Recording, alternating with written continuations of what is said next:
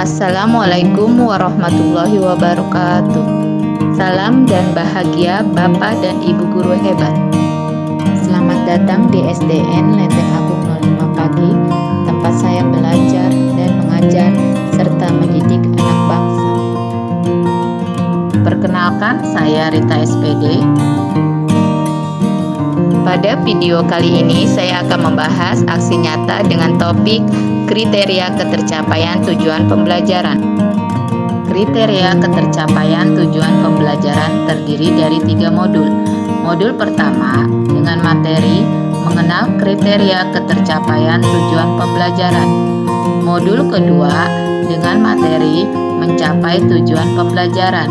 Modul ketiga dengan materi kenaikan kelas dan kelulusan. Definisi kriteria ketercapaian tujuan pembelajaran adalah serangkaian kriteria atau indikator yang menunjukkan sejauh mana peserta didik sudah mencapai kompetensi pada tujuan pembelajaran.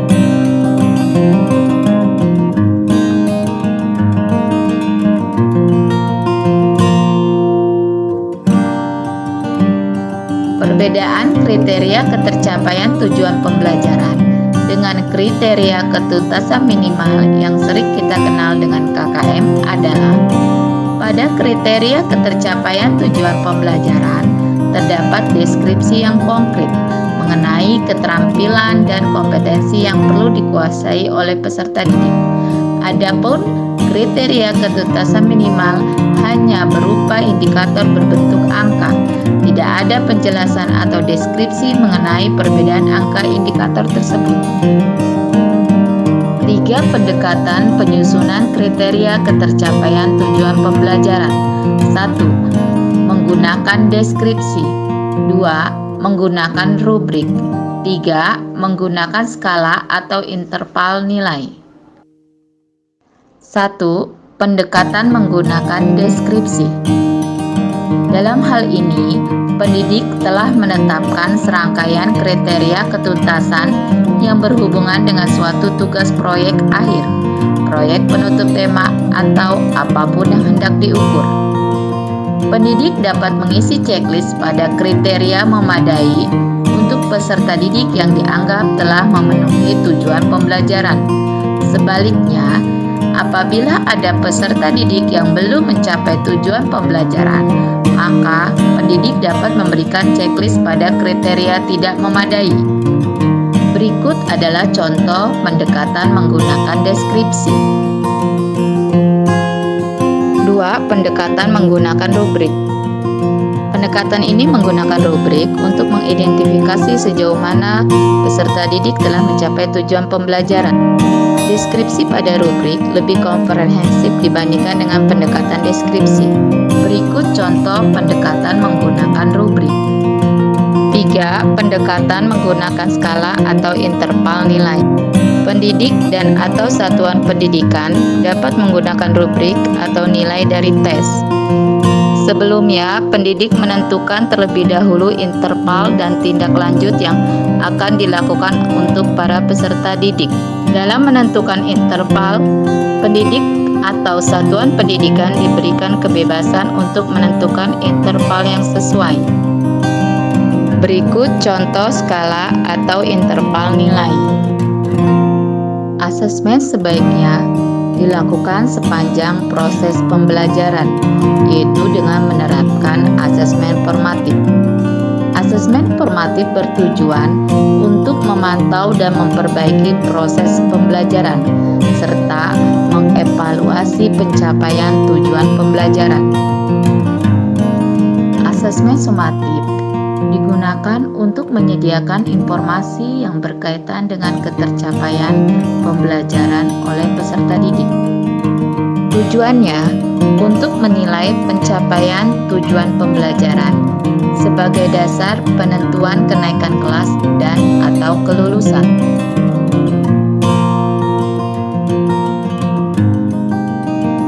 Salah satu cara menindaklanjuti ketercapaian tujuan pembelajaran peserta didik adalah dengan melakukan refleksi terhadap pembelajaran peserta didik. Dengan melakukan refleksi, pendidik akan membantu peserta didik untuk mencapai tujuan pembelajaran yang sudah ditentukan. Dengan refleksi, pendidik dapat mengidentifikasi permasalahan yang muncul. Setelah mengidentifikasi masalah peserta didik, pendidik dapat memahami apa yang dibutuhkan oleh peserta didik.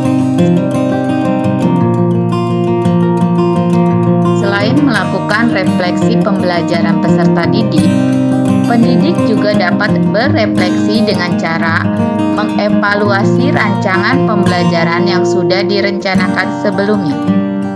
Apakah tujuan pembelajaran yang dibuat oleh pendidik terlalu sulit? Ataukah terlalu mudah? Apakah sudah relevan dengan capaian pembelajaran yang diharapkan? Pendidik perlu menyusun desain pembelajaran yang sesuai dengan tujuan, bermakna, dan mengikutsertakan peserta didik. Mekanisme kenaikan kelas. Pada kurikulum Merdeka, satuan pendidikan memiliki keleluasaan untuk menentukan kriteria kenaikan kelas. Dalam proses penentuan kenaikan kelas, perlu dilakukan pertimbangan yang matang sehingga opsi tidak naik kelas menjadi pilihan paling akhir. Tinggal kelas tidak memberikan manfaat signifikan untuk peserta didik. Bahkan cenderung memberikan dampak buruk terhadap persepsi diri peserta didik. Kenaikan kelas pada fase yang sama. Kenaikan kelas dalam satu fase dilaksanakan secara otomatis karena pembelajaran dilaksanakan dengan prinsip mastery learning atau pembelajaran sesuai tahap capaian.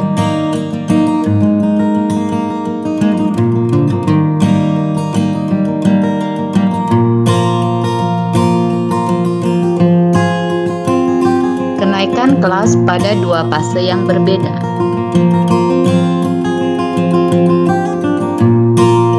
Berikut contoh kenaikan kelas dari fase B ke fase C.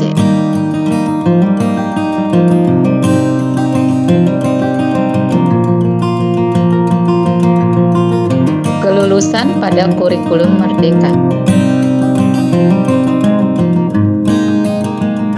Berikut dokumentasi yang telah saya lakukan.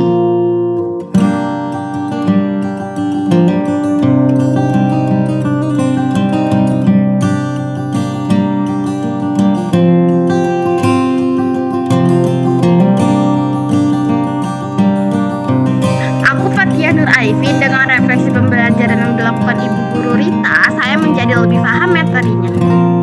Saya Rizky, dengan refleksi mempermudah saya dalam memahami materi. Halo, saya Hana. Dengan melakukan refleksi, nilai saya menjadi lebih baik. Aku Viola, dengan refleksi yang dilakukan Ibu Guru, nilai saya di atas KKM. Setiap peserta didik mempunyai karakter berbeda, terutama dalam hal memahami materi. Refleksi belajar ini berguna untuk mengetahui metode yang paling baik untuk peserta didik. Dengan melakukan refleksi, kita akan membantu peserta didik untuk mencapai tujuan pembelajaran yang sudah ditentukan. Salam guru hebat. Guru terbaik adalah guru yang tak kenal lelah mencari cara agar muridnya mengerti. Terima kasih, semoga bermanfaat.